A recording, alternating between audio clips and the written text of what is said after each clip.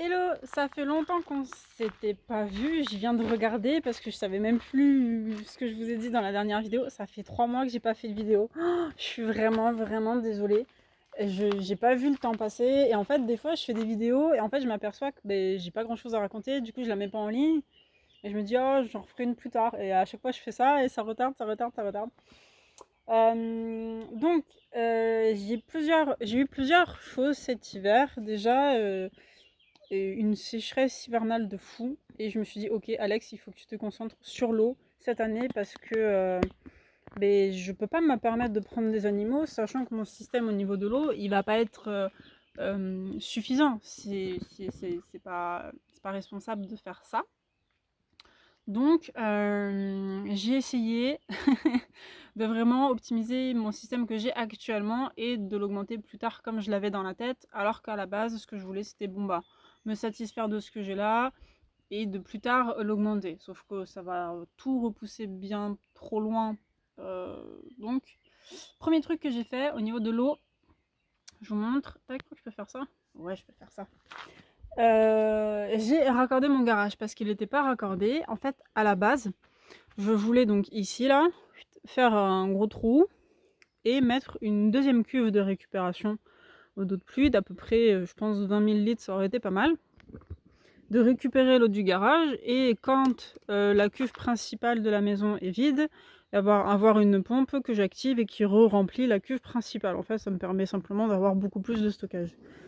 Sauf que j'ai pas du tout le budget pour la cuve, surtout en plus, si vous avez vu le budget des cuves, laisse tomber, la construire,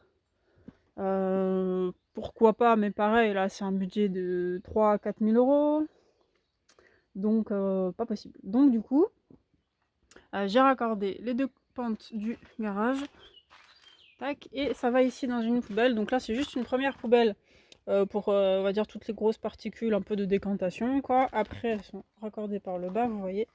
Et là à l'intérieur j'ai simplement mis une pompe vide cave. Hop. Voilà, et avec un tuyau du coup qui va tout ramener dans ma cuve principale.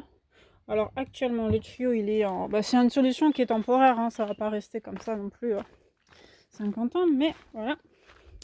Et après, ça va dans le Y que je vous avais montré la dernière fois. Voilà, là il y a le Y. Oh, j'entends des orages. Et je crois que j'avais pas fini le toit la dernière fois. Donc là vous serez peut-être un petit peu en contre-jour, mais j'ai fait la fêtière, j'ai fait tout le côté contre le mur. Donc en fait, pour faire le côté, les tuiles simples, ça n'allait pas. Donc en fait, j'ai pris des tuiles fêtières. Ça va bien, voilà. Elles sont clouées. Il y avait un petit trou, vous savez, en haut, là, sur la partie haute de la tuile. Ouais, elles sont clouées, ça bouge pas du tout. Pourtant, j'ai eu du vent à plus de 100 km/h à un moment, là. Ça s'est excité, la météo. Ça a pas bougé, c'est bon, nickel. Et contre le long de la maison, j'ai utilisé du ciment, là, avec un liquide qu'on rajoute pour y rendre le ciment hydrofuge et ça a bien marché. Donc là, du coup pour l'eau, il y a aussi récupération d'eau. Ça on a récupéré gratuitement chez un ami. En plus on a trop de la chance parce que c'est une noire. Il y a juste un petit trou là qui a été fait à un endroit je crois pour connecter des cuves entre elles. Voilà, bon après au pire ça peut se réparer. Je sais pas trop comment. Je verrai bien. Mais voilà, ça top. Faut que je réfléchisse à comment faire. Autre chantier. On n'est plus sur l'eau là. Mais j'ai fabriqué ça cette semaine pour ranger du bois parce qu'en fait j'ai du bois bien trop partout. En fait du coup ça a plusieurs fonctions. C'est-à-dire que de là où je vais avoir ma terrasse à là le chemin en bas, déjà ça va un peu boucher la vue des passants. Donc ils verront pas trop ce qui se passe sur ma terrasse. Et en plus ça me permet de ranger le bois. Et en plus je trouve que la manière dont je l'ai fait, déjà ça m'a rien coûté. J'avais absolument tous les éléments à la maison. Donc, et en plus je trouve ça vraiment joli. Donc en bas c'est des palettes. Sur les coteaux c'est des. Sur les côtés, je vais y arriver. C'est des poteaux en châtaignier que j'avais brûlé. Mais c'était du châtaignier, du coup je voulais pas les utiliser pour la clôture. Je voulais vraiment mettre de l'acacia pour la clôture pour que ça dure longtemps et que j'ai pas à refaire. Donc je les avais mis de côté, ceux-là, je me disais ça va me servir pour autre chose. Et donc voilà. Et ensuite, là sur le côté, en fait c'est des dosses que j'ai mis, mais c'est des dosses qui étaient trop fines pour les abris à cochons. Voilà, vous voyez, c'est vraiment trop fin ça pour pour supporter la charge d'un cochon ou quoi. Donc bah, je les ai mis là, c'est juste simplement pour maintenir un petit peu le bois, mais il va pas y avoir une charge trop importante. Et pareil là sur les côtés, j'ai mis des espèces de renforts et ça va très très bien. Mais on va faire le tour comme ça et après je reviendrai à la maison, je pense.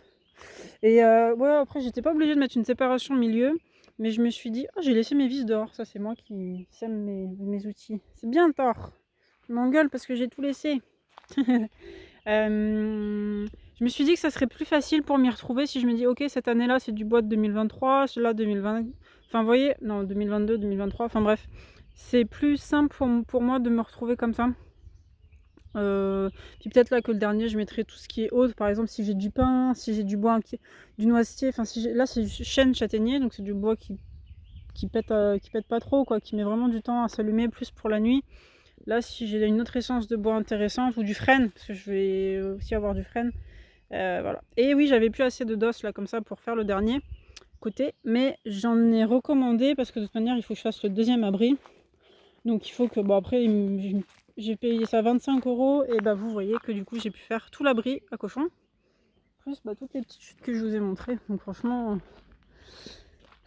c'était rentable. Donc ça c'est des tôles que j'ai mis de côté pour les autres abris.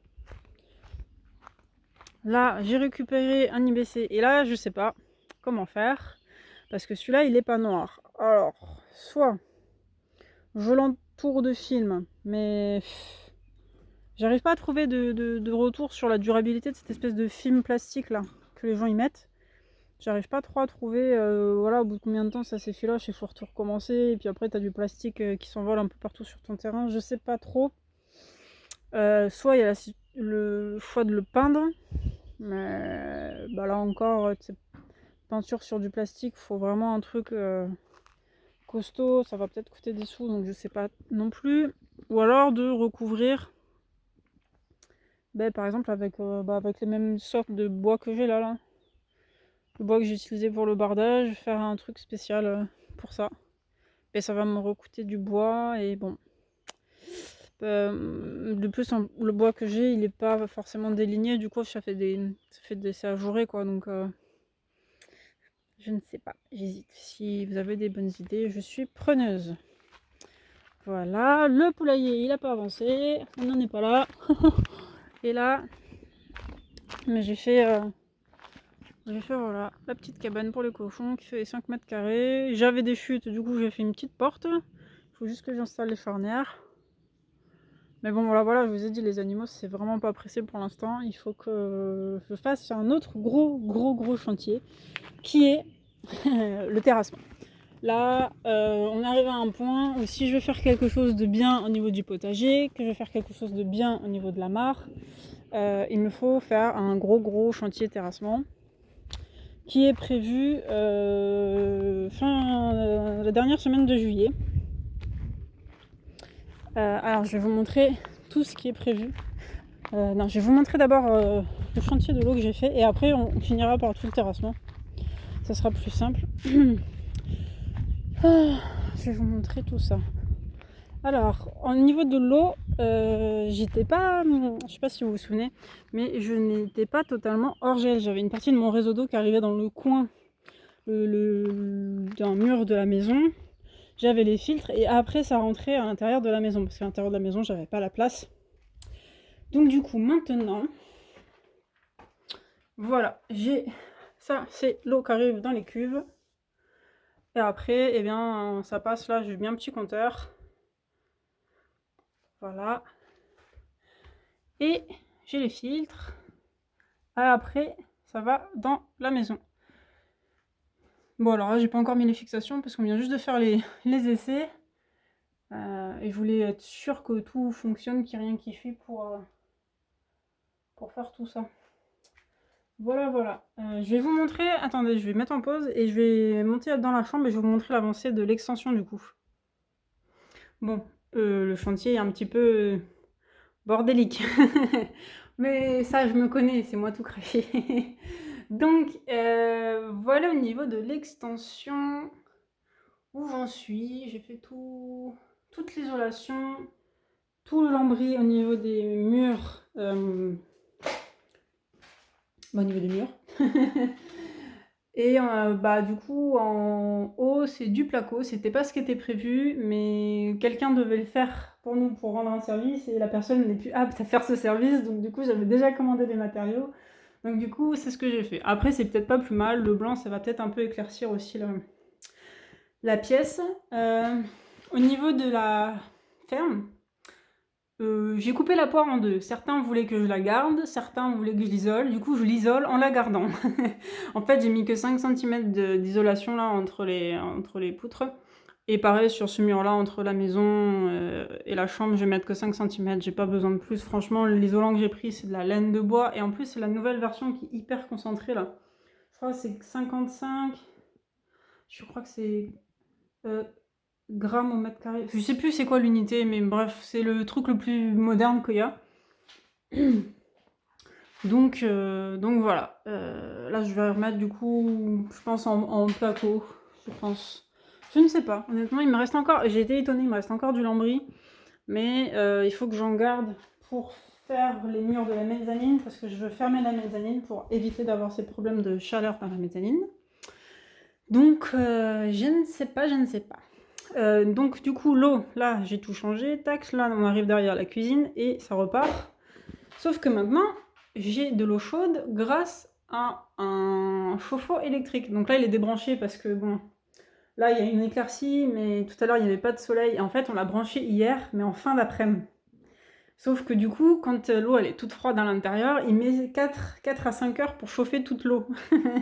Donc en fait, pendant 4 à 5 heures, il nous a pompé en 1500 watts. Donc en fait, ça m'a vidé toutes les batteries. J'étais quasiment un rat ce matin quand je suis allée voir. Je fais oh putain.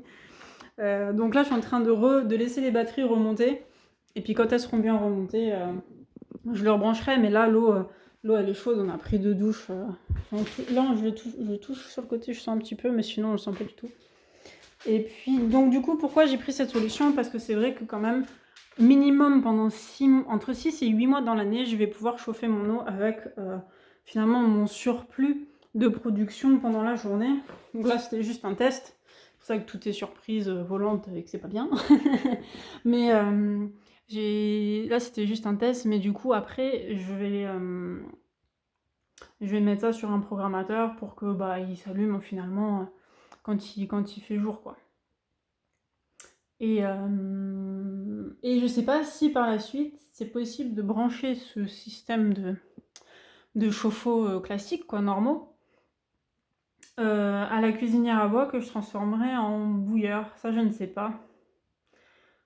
Mais bon, il y a le temps. Et comme ça m'éviterait d'avoir le chauffe-eau à gaz. Alors pourquoi? Parce qu'en fait, le chauffe-eau à gaz, c'est pas pratique. Au moment où je l'allume, attendez, je vous mets ma tête, chauffe-eau, bon. Au moment où j'allume le chauffe-eau à gaz, il y a un petit délai. Et du coup, il repompe de l'eau froide. Du coup, quand tu prends ta douche, par exemple, tu te mouilles, et après tu vas arrêter l'eau pour te savonner. Et en fait, quand tu reallumes pour te rincer, c'est de l'eau froide qui arrive. Et donc c'est pas terrible. Alors que là, avec un chauffe-eau comme ça, bah, tu peux couper l'eau chaude. Quand tu te rallumes, c'est de l'eau chaude qui arrive. Donc c'est vrai que ce système chauffe-eau gaz, c'est pas mal, mais ça me permet de soit, comment dire, je laisse l'eau chaude couler pour rien, parce que sinon je vais avoir de l'eau froide qui arrive. Donc ça me fait perdre vraiment pas mal d'eau pour rien. Bon, voilà, pour l'intérieur, je pense que c'est bon.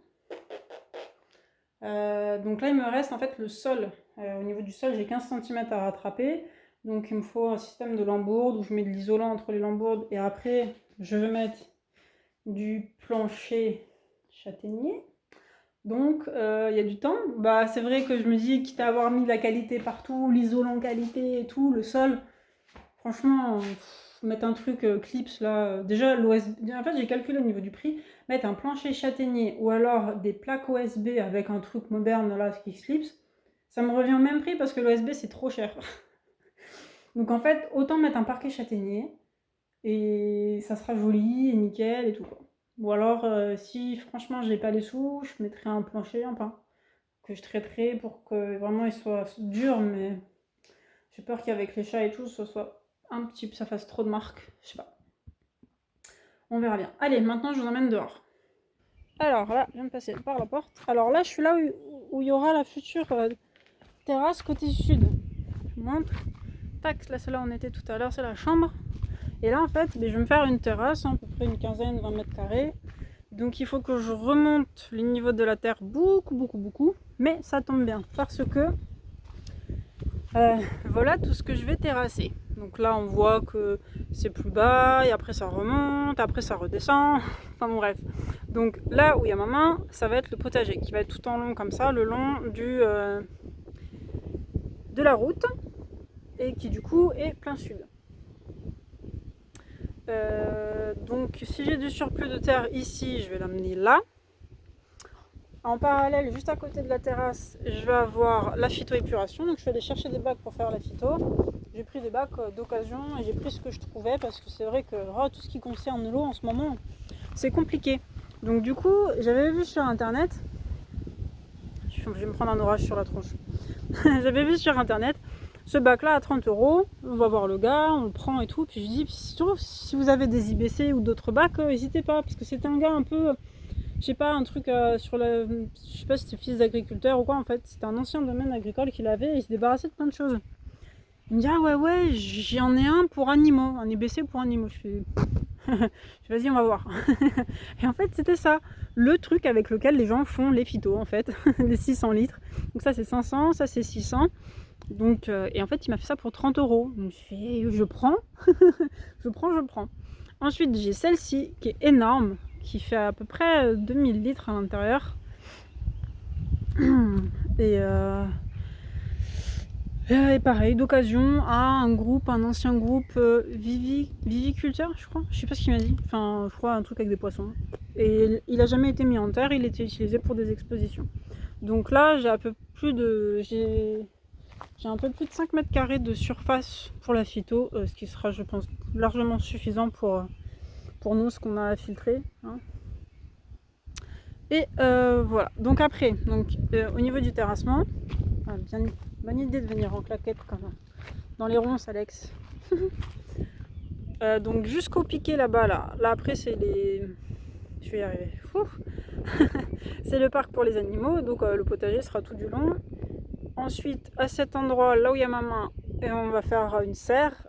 Et là, je me pose la question, est-ce que je fais serre semi-enterrée ou une serre normale? Je pense qu'on va partir un peu sur une serre semi-enterrée.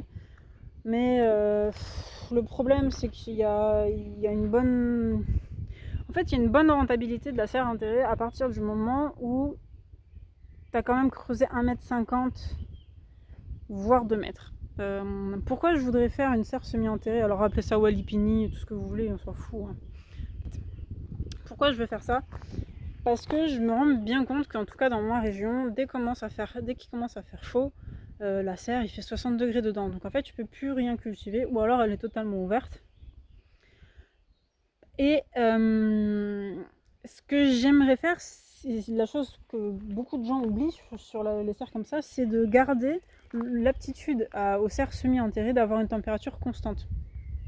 Donc si vous allez assez profondément au niveau de Walipini, alors moi on m'avait conseillé 2 mètres, 2,50 m. Là je pense que ça va être vraiment compliqué de les atteindre. Mais déjà si j'arrive à avoir 1,50 m, voire 2 mètres, ça sera déjà très très bien. C'est du coup de bénéficier d'une fraîcheur dans la serre par rapport à l'extérieur. Donc ça, c'est totalement bénéfique pour l'été.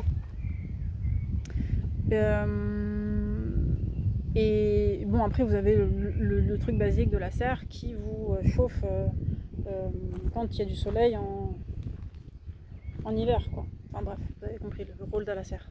Mais d'avoir cette capacité d'avoir un air plus frais en bas de la serre, je pense que c'est quelque chose qui peut être intéressant. Donc voilà. Ensuite, donc... tac, attendez. Oui, non, si je fais un gros plan sur ma tête, ça marche pas. Si je lui change donc là, à partir de là où il y a le petit merisier là, sauvage, il y a le trop-plein en fait des cuves qui sont là, qui va pour l'instant nulle part. Hein. Et donc, à partir de ce trop-plein là, on va faire une énorme mare qui va prendre tout l'espace qu'on peut avoir de disponible à cet endroit. Tac. Donc voilà, donc là j'ai mis une petite tuile là sur le dessus du tuyau pour que je l'écrase pas déjà. Et ensuite, du coup, d'ici à peu près là. Bah là on voit les piquets en fait. C'est les piquets de la future bergerie. Mais je vais les refaire parce qu'il faut que je les redécale de 5 mètres. Enfin bref. À peu près tout ça. Donc je sais pas, ça fait... on avait calculé, ça faisait 25 mètres cubes, voilà, à peu près, d'eau. Et donc si normalement je m'en sors bien, le niveau de la mare va être plus bas que le niveau de sortie là, du grand bac de phyto. Donc en fait, j'ai ma phyto, je vais mettre un tuyau qui va aller lui aussi dans la mare pour récupérer l'eau en sortie de phyto qui doit être normalement qualité eau de baignade pour aller dans la mare. Qu'est-ce qu'il y a mon Loki? Oui, moi aussi je t'aime. Bon oui mon amour. Et c'est déjà pas mal en fait. Niveau terrassement, on est déjà bien, non? Après là, il faudra juste que je pense à me faire une petite zone, soit là au pied de la mare ou là, pour mettre 3 bacs de compost. Alors je sais pas pourquoi les gens ont autant de bacs compost. Moi mon bac compost, ça fait 4 ans qu'il est là, il est à la moitié, et il se remplit encore moins maintenant que j'ai séparé les urines. Donc je comprends pas, je sais pas, mon bac à compost ne se remplit pas. Bon, c'est pas plus mal, hein. Vaut mieux ça que l'inverse que d'être dépassé de compost, je pense. Et voilà, donc là il faut que je prévoie un petit peu tout ça. Pareil, il y a des endroits, il faut que je prévoie un passage pour de l'élec, pour de l'eau. Et donc comme il faut que je fasse tout ça pour fin juillet, parce que c'est là où nous on a des congés pour pouvoir faire ça avec mon chéri, il y a des choses qu'il va falloir bouger. Alors on a fait un devis pour une 5 tonnes. Pourquoi? Parce qu'on a des grosses souches comme ça de pin. Vraiment, là c'est pas les plus grosses qui sont ici, mais on en a d'autres. Alors c'est la forêt vierge. C'est pour ça que je l'ai pas entretenue, parce que je savais que j'allais venir. Je crois, vous voyez, celle qui est là-bas, elle est juste énorme. Je crois que celle-ci elle fait 55 de diamètre. Et avec une 2,5 tonnes, tu peux le faire, mais vous voyez, j'en ai vraiment pas mal. Et le but, c'est pas de galérer à faire ça. Et puis dans la broussaille, il y en a encore plus. donc on va, en tout cas pour enlever les souches et pour faire le plus gros du terrassement, on va louer une 5 tonnes. Et donc on va le faire avec mon chéri. On n'a jamais piloté de mini-pelle de notre fille, mais on a tous les deux envie d'apprendre. Et en plus, on a un ami qui vient de finir sa formation de péliste et qui du coup va venir nous filer un coup de main si on sent qu'on galère trop. C'est le monsieur qui nous a donné la cuve IBC noire. Donc voilà, hyper sympa de sa part. Parce que le seul un peu terrassier de confiance, c'était le terrassier qui était venu et qui avait fait plein de choses pour moi, vous voyez. Sauf que là pour la cave, j'étais vraiment très déçue. Le travail est même pas fini. Il a pas du tout fini l'encadrement de la porte. Je sais pas si vous avez vu tout à l'heure, mais c'était vraiment pas joli.